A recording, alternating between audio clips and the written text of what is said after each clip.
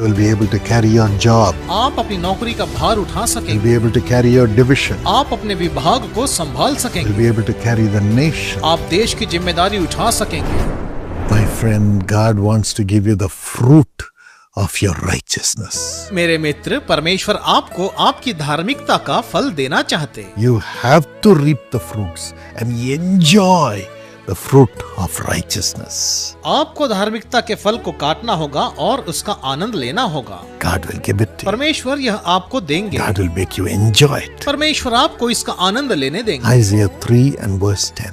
यशायाह 3:10। Tell the righteous that it will be well with them, धर्मियों से कहो कि उनका भला होगा and the righteous will enjoy the fruit of their deeds. और धर्मी अपने कार्यों के फलों का आनंद उठाएंगे। Yes, what is the fruit of the righteous deeds that you do? हाँ, आपके द्वारा किए गए धार्मिकता के कार्यों का फल क्या है? Hebrews 12:11. इब्रानियों 12:11। It is discipline. यह अनुशासन है। God will give you grace to have a disciplined life, परमेश्वर आपको अनुशासित जीवन जीने का अनुग्रह देंगे and it will bring a harvest of righteousness and peace. और इसके द्वारा आपको धार्मिकता और शांति का फल मिलेगा। As you are a righteous person, you'll be a peacemaker. क्योंकि आप एक धर्मी व्यक्ति हैं, इसलिए आप मिलाप कराने वाले भी होंगे। James 3:18. Yakub 3:18।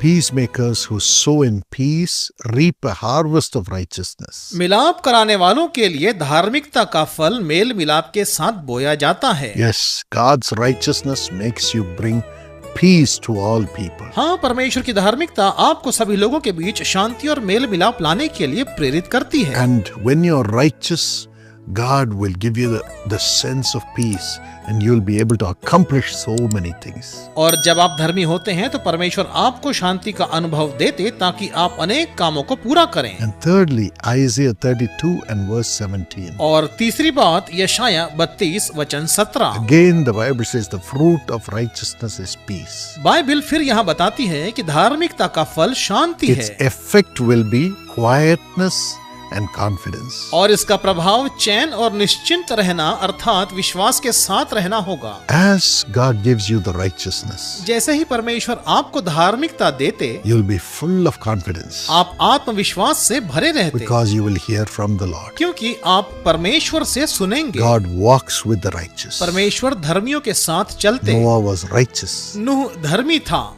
and the Bible says God walked with और him. वचन में लिखा है कि परमेश्वर उसके साथ चले। Genesis 6 and verse 9. उत्पत्ति 6:9। Abraham believed God, अब्राहम ने परमेश्वर पर विश्वास किया and it was credited to righteousness in his life. और यह बात उसके जीवन में धार्मिकता के रूप में गिनी गई And because of that, God walked with him. और इसलिए परमेश्वर उसके साथ चले And God made him a father to many nations. और परमेश्वर ने उसे जातियों का पिता बनाया। Today, the whole of the Middle East have Abraham as their father. आज पूरे मध्य पूर्व में अब्राहम को ही अपना पिता माना जाता है। Abraham is the father of the Arabs, the Muslims. Abraham अरेबियों और मुसलमानों के पिता हैं। He is also the father of the Jews, वे यहूदियों के भी पिता हैं and he is also the father of the Christians who believe in Jesus. और वे तो यीशु पर विश्वास करने वाले ईसाइयों के भी पिता हैं।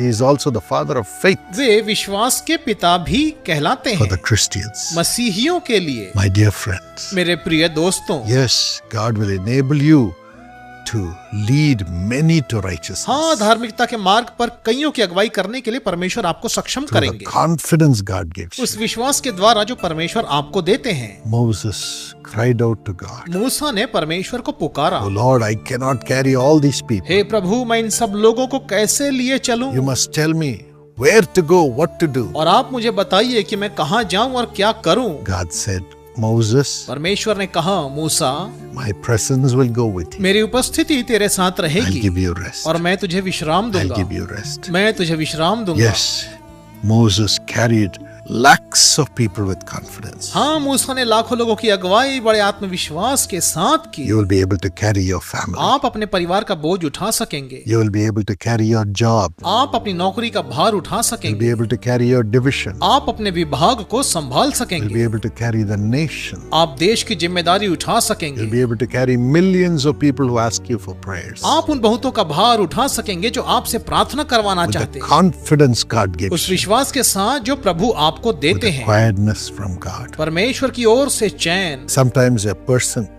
is affected with 3 or 4 problems at the same time. कभी कभी एक व्यक्ति एक ही समय में 3 या 4 समस्याओं से ग्रस्त होता है And he says at that time, looks like my head is going to burst. और ऐसे समय में वो कहता कि मानो मेरा सर फट जाएगा। But when you're carrying millions of people, लेकिन जब आप लाखों लोगों का बोझ उठाते, there'll be millions of problems. लाखों समस्याएं वहां पर होंगी, God gives you the confidence लेकिन परमेश्वर आपको विश्वास to देंगे hear His voice. उसकी आवाज को सुनने के लिए, And you will do just that. और आप फिर वही करेंगे And all will be satisfied. और सब संतुष्ट होंगे। Everything will become peaceful. सब कुछ शांतिपूर्ण होगा There'll be productivity. और उन्नति होगी And you'll have great returns. और आपको उसका बड़ा लाभ मिलेगा। Finally, और फिर अंत में and God will give you eternal life for the righteousness. परमेश्वर आपको धार्मिकता के लिए अनंत जीवन देंगे। According to John 4:36. यूहन्ना 4:36 के अनुसार। Shall we pray? आइए प्रार्थना करें। Father, पिता, I pray the spirit of righteousness to come into everyone who is praying with me. मैं प्रार्थना करता कि मेरे साथ प्रार्थना कर रहे हर एक के जीवन में धार्मिकता की आत्मा प्रवेश That करे। all these blessings come upon them. ये सब आशीषें उन पर आए। And I pray that their hands will never be empty, but they will have plenty. मैं प्रार्थना करता कि इनके हाथ कभी खाली ना हो बल्कि भरे पूरे रहें। Today, provide for them, Lord. प्रभु आज ही इनके लिए पूर्ति And they भेजिए should provide for their family and relatives. ताकि वे अपने रिश्तेदारों और परिवार के लिए भी पूर्ति करें। They should provide for the people who need their help. जिन्हें भी इनकी मदद की आवश्यकता है, ये उनकी मदद करें। They should provide for the nation. देश के लिए भी ये सहायक हो। Today, let the revelations overflow. आज ही प्रकाशन उमड़ने लगे। Let their hands overflow with prosperity. उनके हाथों के द्वारा समृद्धि उमड़ने लगे। In Jesus' name. यीशु के नाम से Amen. आमीन। Yes, my friend, God will prosper your children हाँ दोस्तों, परमेश्वर आपकी संतानों को समृद्ध करेंगे greatly because of your righteousness. आपके धर्मी